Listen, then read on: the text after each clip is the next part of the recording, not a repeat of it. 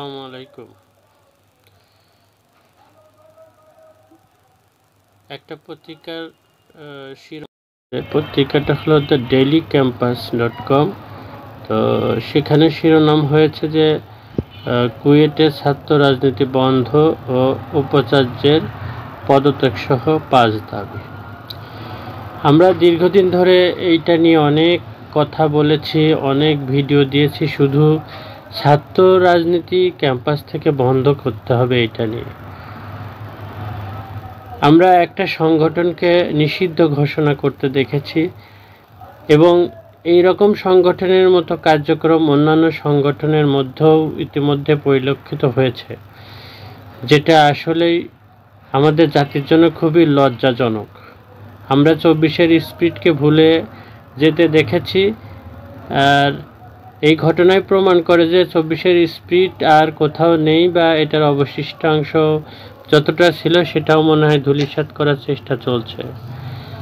তো এই বিষয়ে কি আর বলবো।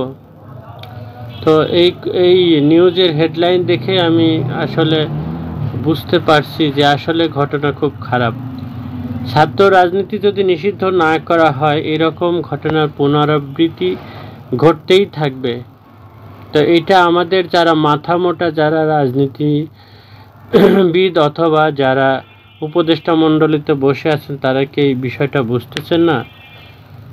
এইরকম ঘটনা বন্ধ করা সম্ভব যদি ছাত্র রাজনীতিকে একেবারে টোটালি বন্ধ না করা হয়? পৃথিবীর কোন দেশে ছাত্র রাজনীতি আছে? এটা আপনাদের কাছে আমার প্রশ্ন রইল। আর ছাত্র রাজনীতি আছে, সেই রাজনীতির ধরন কি এইরকম? আমাদের দেশে যেভাবে রাজনীতির চর্চা করা হয়, আমাদের যে রাজনৈতিক সংস্কৃতি রয়েছে, এই সংস্কৃতির আসলেই কি কোনো রাজনৈতিক চর্চার মধ্যে পড়ে? এই বিষয়টা নিয়ে আমি আসলে অনেক চিন্তা করি, কিন্তু আসলে এটা চিন্তার কোনো বিষয় নয়। এগুলো আমার চিন্তার কোনো বিষয় নয়। এগুলো যারা বড় বড় রাজনীতিবিদ আছেন ও যারা উপদেষ্টা মণ্ডলী আছেন, তাদেরকে চিন্তা করতে হবে। তো ঠিক আছে, এখন আমরা আসল কথায় আসি। সেটা হচ্ছে, দেখেন যে কুয়েটে যা ঘটল গতকাল, সেটা কেবল আগামীর বাংলাদেশের শিক্ষা প্রতিষ্ঠান কেমন হবে তার একটা স্ন্যাপশট মাত্র, অথবা বলা যায় এইটা ছিল একটা ট্রেইলার বলতে বোঝাচ্ছি যে আমরা অনেক সময় সিনেমা পাবলিশ হওয়ার আগে ছোট একটা ব্রিফ করে সেটা দেখানো হয় সিম্পলি, যে সিনেমাটার ধরন এরকম। তো এটা একটা ট্রেইলার হতে পারে, এটা দিয়ে শুরু হলো, জাস্ট স্টার্টিং। তো এখন বিষয়টা হচ্ছে যে আমরা কত দ্রুত সেই চিরাচরিত পথে ফিরে যাচ্ছি তা ভাবতেই আমার খুবই অবাক লাগছে। কুয়েটে যা ঘটল, এটা 24-এর অভ্যুত্থানকে বা এত মানুষের রক্ত ও পঙ্গুত্বের সাথে এটা ডিরেক্টলি বা সরাসরি বেইমানি ছাড়া কিছুই আমি বলবো না। অথচ 24-এর এই স্পিরিট বুঝতে সেই সময়ের নানা ভিডিও ও গ্র্যাভিটি আমরা কি দেখি নাই? না আমরা ভুলে গেছি? এখনও যদি আপনি ঢাকার রাস্তায় অথবা বিভিন্ন জেলা শহরের মেইন শহরের রাস্তার দেওয়ালে খেয়াল করে দেখবেন যে ওই দেওয়ালগুলোতে কি লেখা আছে। আমরা এত দ্রুত ভুলে যেতে পারি কারণ আমাদের জাতীয় শিক্ষায় এটা, আমরা কোনো কিছু থেকে ভালো শিক্ষা নেই না, আমরা শুধু খারাপটা ধারণ করি। আমাদের ভিতরে যেটা আছে আমরা সেটাই লালন করি। যতই আমরা দেখি আমরা আমাদের নিজেদেরকে পরিবর্তন করতে পারবো না, সেইটা পরিবর্তন হবে শুধু একটা ভাবেই, যদি সেটাকে একেবারে পুরো ভ্যানিশ করে দেওয়া হয়। ভ্যানিশ বলতে বোঝাচ্ছে আমি ছাত্র রাজনীতিকে একেবারে ব্যান্ড করতে হবে। ছাত্র রাজনীতি ব্যান্ড বলতে এদের রাজনৈতিক যে ধারা বা মতাদর্শ সেটা চেঞ্জ করতে, আমি সেটা পরবর্তীতে বলবো। আসলে ছাত্রদের রাজনীতি বা ছাত্রদের কিভাবে কি করা উচিত সেই বিষয়টা নিয়ে আমি কি কথা বলবো, কিভাবে নেতৃত্ব তৈরি হয় সেই বিষয়টা নিয়ে আমি কথা বলবো। তো এই যে ঘটনাটা হলো, তো এটা কি? এটা সুস্পষ্ট একটা মেসেজ দেয় আমাদেরকে যে ক্যাম্পাসে দলীয় অন্ধত্ব, দখলদারিত্ব ও রং বদলে মুনাফিকি রাজনীতি, এই জিনিস যদি বন্ধ না হয় তাহলে কিছুই হবে না এই জাতির কপালে। কারণ ওই ছাত্র রাজনীতি থেকেই মূল রাজনীতির ওখানে উদ্ভব হয়। গত 40-50 বছর ক্যাম্পাসে দলীয় রাজনীতি করে কয়জন নেতা হয়েছেন বলতে পারেন? এটা সবার কাছে আমার প্রশ্ন রইল। এই দলীয় রাজনীতি করে প্রতিপক্ষের সাথে মারামারি, চাঁদাবাজি, বক্তৃতায় মিথ্যা বলা, আবাসিক হল দখল, ক্যান্টিন ও অন্যান্য জায়গায় ফাও খাওয়া শেখা ছাড়া ছাত্র রাজনীতি কি শিখিয়েছে বা ছাত্র নেতৃত্ব কি শিখিয়েছে? এটা আপনাদের কাছে আমার প্রশ্ন রইল।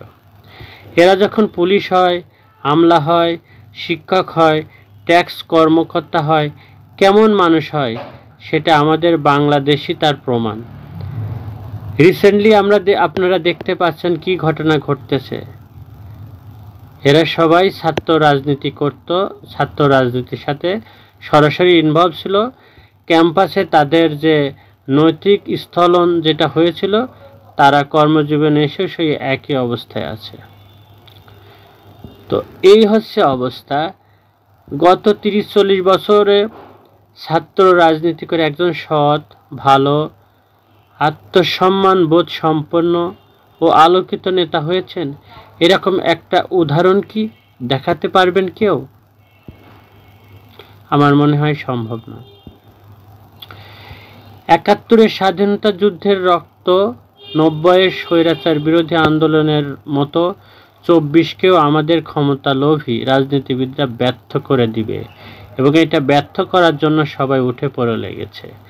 এদের কাছে দেশের চেয়ে দলীয় ক্ষমতা বড় হয়ে দাঁড়িয়েছে, যেটা আগেও দাঁড়িয়েছে, এখনো সেই একই অবস্থার দিকেই যাচ্ছে।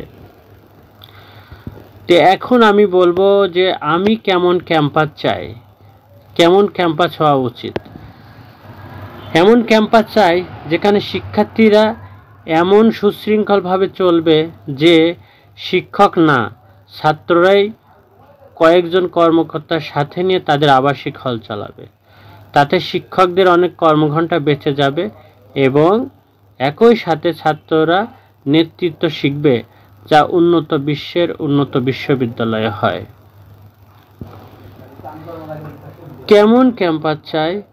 এমন ক্যাম্পাস চাই যেখানে শিক্ষার্থীরা নানা বিষয়ে আলোচনা অনুষ্ঠান করবে, বিতর্ক করবে ও সকল মত ধর্মের মানুষের সাথে মিলেমিশে চলতে শিখবে। কেমন ক্যাম্পাস চাই? এমন ক্যাম্পাস চাই যেখানে শিক্ষার্থীরা শিক্ষাবান্ধব নানা ইস্যুতে সোচ্চার হবে, দাবি জানাবে এবং তার আগে এইসব ইস্যু নিয়ে আলোচনা করে শিক্ষার্থীদের মতামত জানবে। শিক্ষার্থীরা শিক্ষায় বরাদ্দ বাড়ানোর দাবি জানাবে, লাইব্রেরিতে পর্যাপ্ত বইয়ের দাবি জানাবে, ক্যান্টিনে ও ক্যাফেটেরিয়ায় উন্নত খাবারের দাবি জানাবে এবং উন্নত থাকার পরিবেশের দাবি জানাবে। দেশে কোথাও অন্যায় হলে দলীয় সংকীর্ণতার ঊর্ধ্বে উঠে অন্যায়ের প্রতিবাদ করবে। অন্যায়ের তো কোনো দল নেই, তাই না? আছে কি? এটা সবার কাছে প্রশ্ন রইল। ক্যাম্পাসে রাজনীতি করতে গিয়ে যদি বিভাজিত হতে শেখে, তারা কিভাবে সমাজে অন্তর্ভুক্তির কথা বলবে সেটা আমার মাথায় আসে না। তাছাড়া শিক্ষার্থীদের প্রাথমিক কাজ হলো লেখাপড়া ও গবেষণা করা। এর বাইরে তারা সমাজসেবা, খেলাধুলা ও নানা সাংস্কৃতিক কর্মকাণ্ডে ব্যস্ত থাকতে পারে। কোনো অবস্থাতেই সংকীর্ণ দলান্ধ রাজনীতি করতে পারে না, বিশেষ করে ছাত্রাবস্থায় তো অবশ্যই না। এতদিন রাজনীতিবিদরা একটু মিষ্টি মিষ্টি কথা বলেছিল, এই মিষ্টি কথাগুলো আসলে ছিল ইরেজার। এখন 24-এর স্মৃতি ধোয়া মোছার কাজ চলছে। সব দল দ্রুত 24-এর স্পিডকে ভুলে পুরনো ধারায় ফিরে যেতে মরিয়া। বন্ধ হলে সবার জন্য বন্ধ করতে হবে।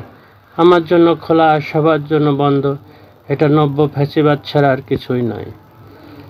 তাই আমি চাই ক্যাম্পাসে স্বার্থ রাজনীতি বন্ধ হোক এবং একটা সুস্থ পরিবেশ সব জায়গায় তৈরি হোক।